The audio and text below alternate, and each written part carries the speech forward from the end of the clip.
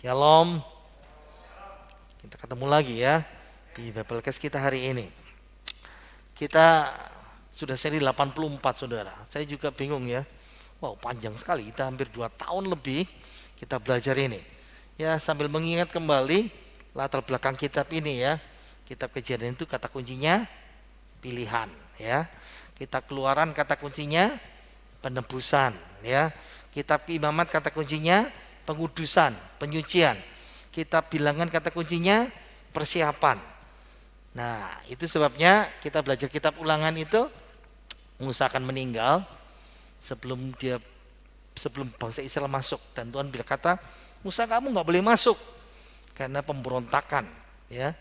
Musa buat salah sekali saja dan Tuhan berkata, no, kamu nggak boleh masuk karena perjanjian.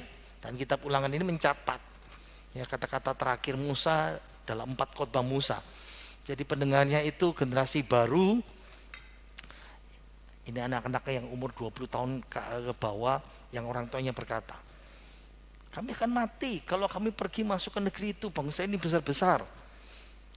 Anak-anak kami akan mati. Dan Tuhan berkata, anakmu gak mati, anakmu yang akan masuk tanah perjanjian. Kamu yang memberontak mati berhamparan. Nah, itu sebabnya perlu adanya pembaharuan. Pembaharuan apa? Pembaharuan perjanjian Musa. Ingat ya, dulu 40 tahun yang lalu waktu mereka keluar dari Mesir, Tuhan kan suruh mereka dari bangsa yang ya masih keras kepala, tegar tengkuk, tidak punya hukum. Tuhan kasih perjanjian di Gunung Sinai. Tapi 40 tahun kemudian anak-anak generasi baru ini mereka belum mendengar, sebagian besar belum mendengar. Makanya kenapa ada kitab Ulangan ini? Untuk dibaharui lagi perjanjian Musa yang 40 tahun lalu. Jadi ketika saudara baca kitab Ulangan itu memang sebagian besar itu sama persis yang dalam kitab Keluaran. Keluaran, Imamat, Bilangan seperti ini ya. Jadi ayat kuncinya kita baca pasal 6 ayat 4 dan 5. 2, 3. Dengarlah hai orang Israel, Tuhan itu Allah kita. Tuhan itu Esa, kasihilah Tuhan Allahmu dengan segenap hatimu dan dengan segenap jiwamu dan dengan segenap kekuatanmu. Nah, ini ayat kuncinya ya. Ulangan itu pembaharuan perjanjian Musa. Nah, karena ini disebut apa ya? Walk to the Bible ini ngajarin apa ya? Kitab demi kitab itu dalam satu kalimat, satu frasa. Jadi Walk to the Bible mengajarkan ini duet. Duet yang mana? Hukum yang pertama 40 tahun lalu dan hukum yang kedua dalam kitab Ulangan ini berjalan, berlari bersama-sama. Ya, kita masih di Ulangan pasal 28, masih khotbah Musa bagian yang ketiga, dan masih tentang berkat dan kutuk. Kita sudah belajar berkat ya. Ya, kita cuma belajar satu saja hari ini. Ya, sambil review, kita kemarin sudah belajar kutuk. Kutuk 1, terkutuklah engkau di ladang, di kota dan di ladang. Kutuk kedua, lompat ayat 17. Terkutuklah bakulmu dan tempat adonanmu kalau mereka enggak taat ya. Kutuk yang ketiga, terkutuklah buah kandunganmu dan hasil bumimu dan hasil ternakmu. Kutuk yang keempat, terkutuklah engkau pada waktu masuk dan pada waktu keluar. Hari ini kutuk yang kelima. Ayo kita baca ayat 25 itu. 2, 3. Tuhan akan membiarkan engkau terpukul kalah oleh musuhmu. Bersatu jalan engkau akan keluar menyerang mereka, tetapi bertujuh jalan engkau akan lari dari depan mereka, sehingga engkau menjadi kengerian bagi segala kerajaan di bumi. Bacanya memang tidak senang saudara ya. Berangkat perang sama-sama, satu hati, satu jalan, tapi waktu perang bubar barisan, bertujuh jalan. Ingat ya, ini kalau mereka tidak taat. Ini kuncinya di situ. Makanya ini yang menolong kita ya, anak-anak Tuhan ya. Kenapa sih kita disuruh taat? Kenapa kita disuruh percaya Tuhan? Kenapa kita disuruh sungguh-sungguh? Kenapa kita disuruh setia? Karena Tuhan mau kasih berkat. Tapi kalau kita tidak taat, maka satu terjadi. Kalau tidak taat lagi, kutuk kedua terjadi. Semakin nggak taat lagi, kutuk ketiga terjadi lagi. Nah, sekarang kita belajar kutuk kelima. Apa itu? Bersatu jalan engkau akan keluar menyerang mereka. Ini konteksnya perang. Tapi bertujuh jalan engkau akan lari dari depan mereka. Ingat ya, kutuk kelima ini. Ayo kita baca lagi, 2, 3. Bersatu jalan engkau akan keluar menyerang mereka, tetapi bertujuh jalan engkau akan lari dari depan mereka. Ini metafora, menggambarkan, mengumpamakan, mengilustrasikan, ya, mengkiaskan. Ingat ya, orang kalau perang itu punya strategi. Nah, kebetulan saya suka film perang ya. Serang dari sana, serang dari kiri. Yang nyerang berapa orang. Tapi Tuhan berkata, strategimu bersatu jalan. Nah, strategimu, rencanamu ndak ada gunanya. Ingat, angka 7 itu angka sempurna. Angka 7 itu dalam Alkitab misalnya gitu ya. 7 roh Allah, 7 bintang, ada banyak, 7 hari penciptaan. Ingat ya, ada banyak angka 7 itu bicara tentang kesempurnaan. Ini berarti hancur total mereka. Nah, ingat ya, bukannya musuh yang lari. Saya balik lagi di sini. Ingat ya. Nah, di sini. Yang putih itu loh sebelahnya. Bersatu jalan musuhmu menyerang. Kalau taat. Tapi bertujuh jalan mereka lari. Tapi kalau kamu nggak taat, kebalik. Ini yang terjadi. Nah, ini menolong kita untuk bisa paham di sini. Israel akan mengalami kekalahan yang menghancurkan. Nah, padahal kalau saudara ngikutin ya, ini kan Ulangan pasal 28. Nah, sebelumnya Tuhan sudah bilang Ulangan pasal 7 disebut diajari namanya Holy War, perang suci. Kayak apa sih? Perang suci itu apa? Itu seri 41. Ini kan seri 84 ya. Nah, waktu perang suci itu diajari Tuhan seperti ini. Kamu sekarang mau masuk negeri perjanjian. Nah, sementara itu ada 7 bangsa yang menduduki tempat itu. Tuhan berkata, kamu masuk dan hancurkan mereka. Bagaimana 1 lawan 7 bisa menang? Ini namanya perang suci Tuhan. Kalau kamu taat, kamu menang. Supaya apa? Mereka dihancurkan, supaya kamu tidak tergoda ikuti sama mereka. Ini namanya perang suci, penaklukan. Tapi yang Tuhan katakan di sini, kamu nanti jadi kengerian. Ingat ya, kita kan kadang-kadang ngomong kayak gini loh. Ih, ngeri ya, kok bisa kayak gitu? Ini kebalikan, ini sungguh-sungguh kebalikan. Kalau dulu lihat ya, loh ini kan bangsa kecil, orangnya tidak banyak, kok bisa menaklukkan kerajaan yang begitu banyak? Nanti kita belajar kitab Yosua, ingat ya, hakim-hakim diajari, kitab apa namanya? Kita belajar Ulangan perjanjian, pengulangan perjanjian, pembaruan perjanjian. Yosua digenapi. Tapi kalau sudah menduduki negeri, senang diberkati, lupa Tuhan, hakim-hakim. Nah, itu mulai mereka diserahkan kepada musuh-musuh. Jadi ini ceritanya itu, Ulangan ini menggambarkan ini loh, apa yang terjadi dalam hidupmu itu. Israel akan menjadi alatnya Tuhan. Alat apa? Berkat positif. Oh, wow, mereka diberkati Tuhan, banyak kemenangan. Tapi juga menjadi apa? Wow, kayak gitu ya kalau orang dikutuk Tuhan. Intinya sebenarnya nih, umat Israel itu jadi display. Ingat ya, kalau kita pergi ke toko, ke mall, plaza, kita kan jalan-jalan kan, ya kayak gini ya, ada display. Wow, baju ini api ini.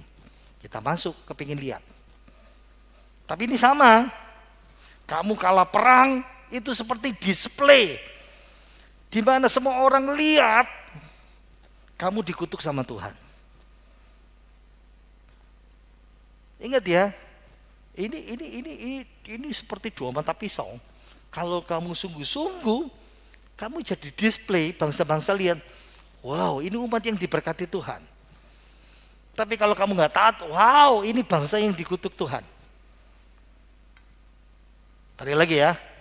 Nah, ingat, mereka akan terpukul kalah di hadapan musuhnya dalam perang. Dan nanti musuh akan bertindak lebih kejam. Tuhan sudah ngomong. Kenapa? Karena mereka di satu sisi belas dendam masa lalu. Woi, orang Kanaan diperlakukan seperti ini begitu keras. Dan akhirnya, nah sebetulnya ini seperti nubuatan ya. Di masa depan ketika zamannya raja-raja, Saul, Daud, wah mereka dari Daud, Salomo baik-baik, diberkati Tuhan besar. Semua bangsa-bangsa sekitarnya mulai takluk, takut. Tapi semakin nggak taat, dibuang di Babel. Ini digenapin. Ibu-ibu, maaf, hamil dibelah.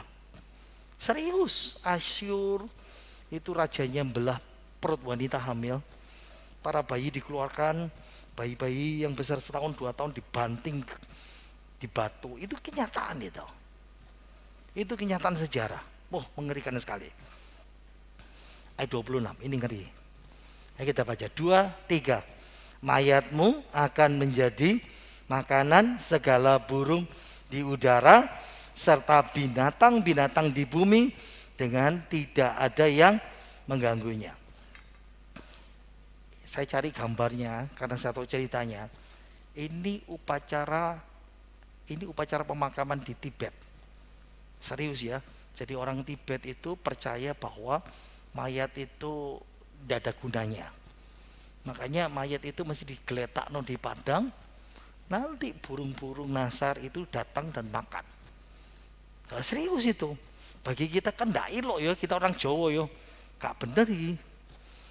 Ya, karena paham mereka kan percaya inkarnasi. Lebih baik dikasih kepada burung, dan burung nasar itu dianggap malaikat, penari dari langit, mempersembahkan. Tarik lagi ya. Makanya saya pakai ini gambar ini sebagai contoh. Kalau kamu kalah perang, mayatmu pun tidak bisa dikubur, tapi jadi bancaan, makanan binatang. Wow, ngeri enggak? Ada beberapa pemahaman. Yang pertama, kalah perang sampai tidak ada orang tersisa yang mengubur mayat yang geletakan itu. Wow.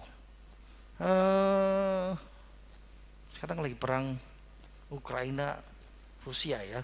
Sebetulnya ada lagi yang di Yaman sudah bertahun-tahun sampai sekarang. Dan saudara bisa mengerti ya, kalau mayat-mayat bergeletaan dari yang kubur itu, wah, ini suatu tragedi.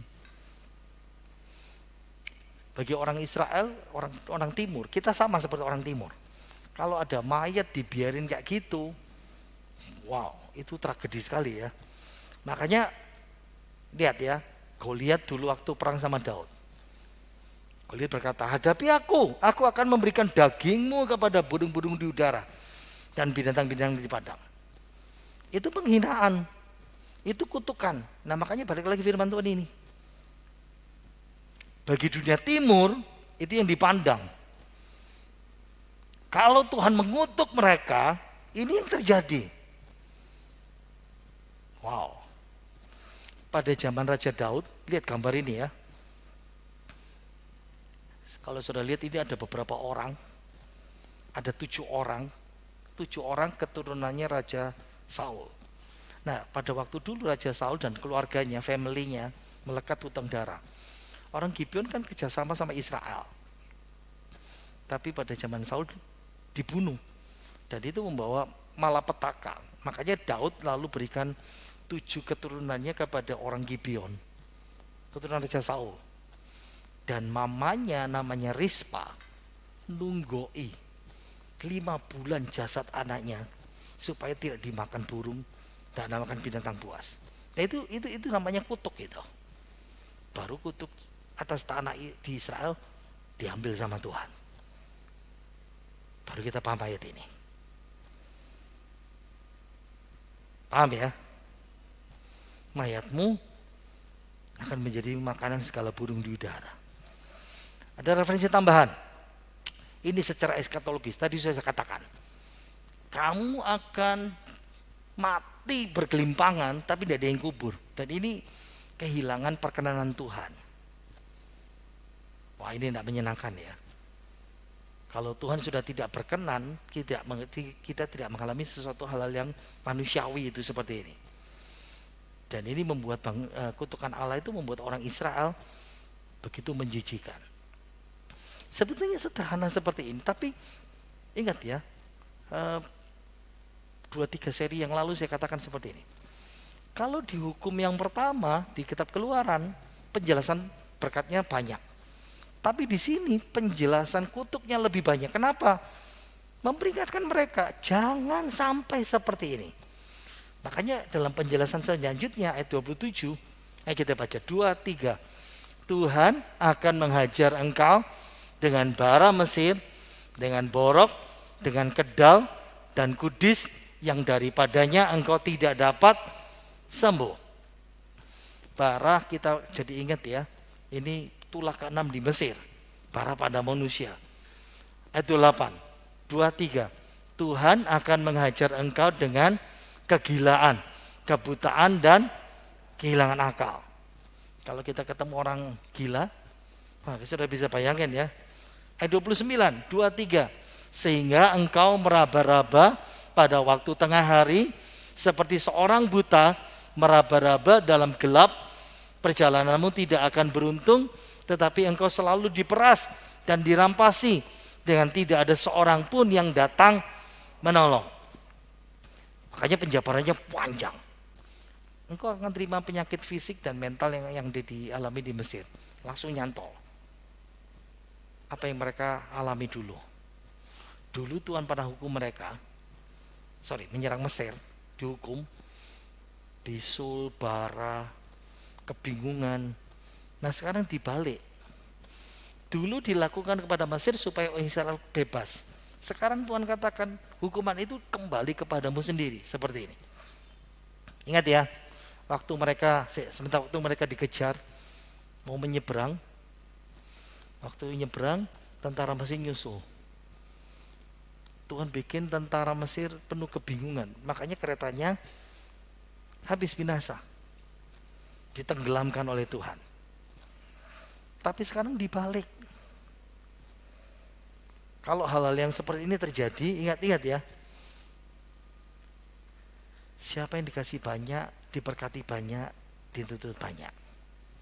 Ini seperti saudara saya sekarang ya.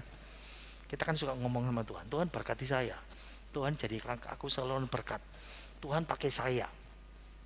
Kasih sama Tuhan. Tapi kalau kita main-main sama Tuhan, ingat ya, kutuk yang menimpa. Makanya kalau dikasih banyak, dituntut banyak. Kalau saudara dikasih sedikit, dituntut Tuhan sedikit. Israel dari bangsa nol, budak, diberkati, dapat tanah, dapat rumah, dapat semuanya, dituntut banyak sama Tuhan sekarang. Tapi kalau tidak taat, ini yang terjadi. Ada bisul. Saya lihat beberapa versi ya, bisul, ada yang bilang bara Mesir, peradangan.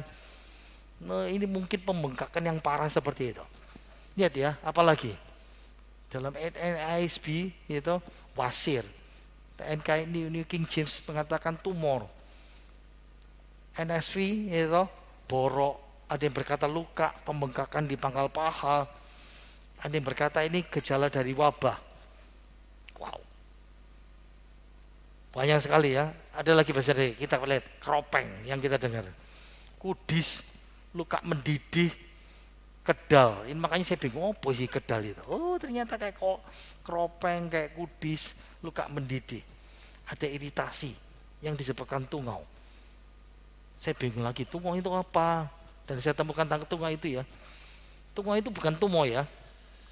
Kayak gini. Kalau saudara pernah nginep di hotel, semua duduk di kursi atau di ranjang yang bersih sekali, kelekit, lalu merah-merah gatal. Nah itu ada tungaunya berarti saudara. Orang Jawa bilang apa? Tinggi ya. Nah itu. Kalau di mikroskop itu sebesar ini, tidak kelihatan di mata. Kayak gini. Ruam. Kayak gini saudara. Kegilaan sekarang. Tuhan bilang apa? Hilang pikiran, buta, kebingungan hati. Tuhan bilang apa? Seperti kebingungan pikiran, kehilangan akal, gangguan pikiran. Jadi kayak orang gila seperti itu. Di satu sisi lagi, engkau akan tertindas, diperas, selalu tertindas, dieksploitasi. Ingat, dieksploitasi itu seperti ini ya. Disuruh kerja, tapi tidak dibayar. Ingat ya, eksploitasi anak. Disuruh kerja, diperbudak, tapi tidak dapat duit. Dirampok terus, dirampasi, terus dirampok. Ini kira-kira kalau kita gambaran seperti ini ya, kepingin berkat, dikasih berkat, tapi tidak mempergunakan berkat itu dengan yang betul, Tuhan tuntut. Dihukum 1 dulu, sadar enggak, 2, 3, pukulan sampai pukulan kelima ini. Perhatikan ya, saya temukan seperti ini.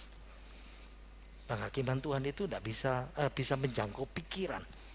Apa itu? Jadi gila seperti ini. Kegelapan, kengerian, mental, fisik, sampai mereka tidak bisa menyelesaikan apapun juga. Apalagi ayat 30a, 2, 3. Engkau akan bertunangan dengan seorang perempuan, tetapi orang lain akan, wow, tak menyenangkan ya. Apalagi ayat 30. Terus, engkau akan mendirikan rumah, tetapi tidak akan mendiami. Jangan bilang, oh, itu pasti tukang bangunan. Salah besar saudara ya. Ini orang Israel, ini umat Tuhan, dan ini berlaku juga buat kita. Kalau diberkati dan tidak mau mempertanggungjawabnya, kawin diambil orang, bangun rumah tapi bukan menikmati, mendiami. Apalagi 2, 3. Engkau akan membuat kebun anggur tetapi tidak akan mengecap hasilnya. Anggur itu kalau sudah mengikuti 2-3 seri yang lalu, itu sumber utama mereka, penghasilan mereka. Apalagi kayaknya 31, 2, 3. Lembumu akan disembelih orang di depan matamu, tetapi engkau tidak akan memakan dagingnya. Ingat ya, zaman hakim-hakim ini semuanya digenapin. Terus, keledaimu akan dirampas dari depanmu dan tidak akan dikembalikan kepadamu. Terus, kambing dombamu akan diberikan kepada musuh-musuhmu dengan tidak ada orang yang datang menolong engkau. Belum selesai. Anak-anakmu lelaki dan anak-anak perempuan akan diserahkan kepada bangsa lain, sedang engkau melihatnya dengan matamu sendiri dan sehari-harian engkau rindu kepada mereka dengan tidak dapat berbuat apa-apa. Terus, suatu bangsa yang tidak kau kenal akan memakan hasil bumimu dan segala hasil jeripayahmu, dan engkau akan selalu ditindas dan diinjak. Engkau akan menjadi gila karena apa yang dilihat matamu. Terus, Tuhan akan menghajar engkau dengan bara jahat yang daripadanya engkau tidak dapat sembuh, pada lutut, pada pahamu, bahkan dari telapak kakimu sampai kepada batu kepalamu. Ini penjabarannya panjang ya. Sekarang ayat 30 sampai 31 penjabaran. Lihat. Ditindas, dirampok. Kenapa ditindas, dirampok? Ya karena kalah perang tadi tuh. Ingat ya, makanya kalau sudah baca, bangsa Israel ditindas oleh orang Amalek 13 tahun. Bangsa Israel ditindas oleh orang Moab 20 tahun. Bangsa Israel ditindas oleh orang Filistin 30 tahun. Ingat, Tuhan tidak melindungi. Makanya kenapa kita diajari Tuhan, dan janganlah bawa kami ke dalam pencobaan. Tapi ini Tuhan yang bawa. Kenapa? Nggak taat. Pasangan, anak, keluarga, ternak, semuanya hilang. Ini penderitaan orang tua ya. Lihat ya. 1, anak diberikan sama orang lain, diambil. Mereka lihat. Dan mereka rindu. Ini cuma satu kata dalam bahasa Ibrani ya. Tapi tidak punya power. Powerless orang bilang.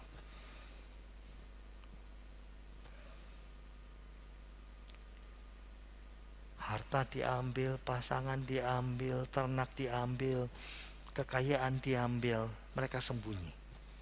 Dan itu bukan setahun 2 tahun, belasan tahun, 20 tahun, 30 tahun. Musuh waktu panen datang, ambil. Ini kerja bakti. Ditindas itu dalam bahasa Ibrani kadang istilah kalau ada orang kaya menindas orang miskin. Tapi sekarang dibalik sama Tuhan. Musuh menindas umatnya yang gak taat. Kehilangan ini betul-betul menghancurkan sampai menghasilkan kehilangan. Harta semuanya sekarang tubuh. Lihat ya, musuh datang menyerang, perang. Lihatnya ngenes sampai mayat berhampuran.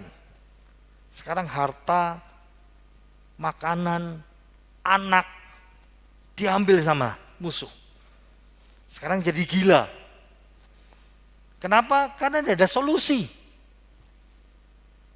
Wow.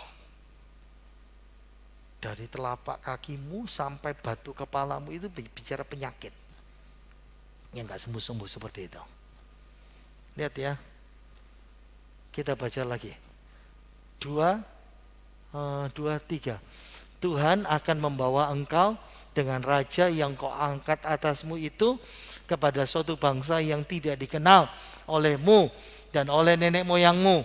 Di sanalah engkau akan beribadah kepada Allah lain, kepada kayu dan batu. Ini yang terjadi kapan? Terjadi waktu mereka dibuang di Babel dan di Asyur. Engkau akan menjadi kedahsyatan, kiasan, sindiran dari segala bangsa. Kemana Tuhan menyingkirkan engkau? 70 tahun dibuang. Ada mahasiswa saya pernah tanya seperti ini. Loh Pak, Tuhan kan buang 70 tahun. Ya. Andai kata tahun itu kan mereka dibuang lalu minta ampun, bertobat sama Tuhan, cari Tuhan dengan sungguh-sungguh. Masa Tuhan tidak dengar doanya? Betul, diampuni. Tapi hukuman tetap 70 tahun. Itu Tuhan. Kok tidak adil? Salah besar. Tuhan sudah ngomong dari pertama. Wow. Ingat ya. Pengasingan, pembuangan. Kalau Israel menolak melayani Tuhan yang hidup, disuruh melayani siapa? Dewa-dewa mati. Ini lihat ya. Kutuk dan berkat. Sama persis. Melayani Tuhan yang hidup diberkati. Tapi menolak, berarti melayani dewa yang mati. Ini sama seperti apa? Bukan jadi kepala tapi jadi ekor. Yang kita idam-idamkan, yang kita doakan adalah apa sih? Wow, kita diangkat. Tapi ini sampai titik yang paling bawah. Masih belum selesai, penjabarannya panjang ya. 2, 3. Banyak benih yang akan kau bawa ke ladang, tetapi sedikit hasil yang kau kumpulkan. Sebab belalang akan, ingat ya, kan prinsipnya gini kan, menabur sedikit, menuai sedikit, menabur banyak, menuai. Ini nabur banyak tidak dapat apa-apa. Kenapa? Hukuman Tuhan. Lagi, 2, 3. Kebun-kebun anggurmu akan kau buat dan kau usahakan, tetapi engkau tidak akan meminumnya atau menyimpan anggur, sebab ulat akan memakannya. Masih belum. Pohon-pohon zaitun akan kau punyai, yang kau punyai di seluruh daerahmu, tetapi engkau tidak akan berurap dengan minyaknya, sebab buah zaitunmu akan gugur. 41. Engkau akan mendapat anak-anak lelaki dan anak-anak perempuan, tetapi mereka bukan lagi bagi dirimu, sebab mereka akan menjadi tawanan. Sekarang tersisa pohon. 2, 3. Segala pohon dan hasil bumimu akan diduduki oleh kawanan belalang. Saya cari gambar belalang yang menghabiskan pohon. Ini di Afrika saudara, baru saja terjadi ya. Terus 43. Orang asing yang ada di tengah-tengahmu akan menjadi makin tinggi mengatasi engkau, tetapi engkau akan menjadi makin rendah. Dimulai dari gagal panen, kehancuran ekonomi, kalah perang, harta habis, musuh merampas, anak dirampas, musuh datang, dibuang dari negeri, kehilangan semuanya. Tuhan bilang, kutuk Tuhan itu mengerikan loh. Tidak peduli seberapa keras mereka berusaha terus, tapi selalu gagal. Belalang cacing lebih patuh sama Tuhan. Tuhan suruh habiskan. Habiskan. Dan semua tanaman habis, dihancurkan sama Tuhan. Saya memikirkan satu gambaran yang dalam slide berikut ini lihat ya, daftar kemakmuran. Semuanya digagalkan Tuhan. Yang pertama lihat, benih banyak, belalang menghabiskan. Punya tanaman kebun anggur, ini modal hidup mereka, aset mereka, ular makan. Pohon zaitunnya gugur. Punya anak, diambil musuh. Pohon yang menghasilkan diduduki kawanan belalang. Harapannya cuma satu, anak. Tapi Tuhan bilang harapanmu diambil. Semuanya diambil cuma satu, anak. Generasi penerus itu pun diambil sama Tuhan. Dikasih sama musuh. Lihat ya, selama di Mesir mereka dibedakan. Kenapa? Lihat ya, ini tanah Mesir. Yang hijau itu tanah Goshen. Israel di Goshen. Mesir kena 10 tulah, Israel tidak ada satupun yang kena. Sekarang dibalik sama Tuhan. Apa dibalik? Musuh jadi kepala. Ambil keuntungan, kekayaan, superpower, jadi kepala, maka kamu jadi ekor. Tertindas, miskin, dan semuanya itu hancur dalam kehidupan mereka. Saya mulai memikirkan dalam bagian slide yang terakhir. Bukankah ini yang paling ditakutkan manusia? Saya mau bicara hal yang tertutup. Seringkali orang berkata seperti ini, Pak, kok rasanya semuanya gagal? Kok semuanya seperti sedang dihabisi Tuhan? Saya katakan, mungkin ada sesuatu yang mesti diakui sama Tuhan. Mungkin ada sesuatu yang harus pasti bertobat. Mesti ada sesuatu yang harus kita selidiki dalam kehidupan kita. Apakah saya melanggar Tuhan dalam hidup ini? Ingat ya, Tuhan kadang-kadang membiarkan banyak hal terjadi seolah-olah Tuhan diam. Jangan-jangan memang Tuhan sedang menghabisi mereka dalam hal ini.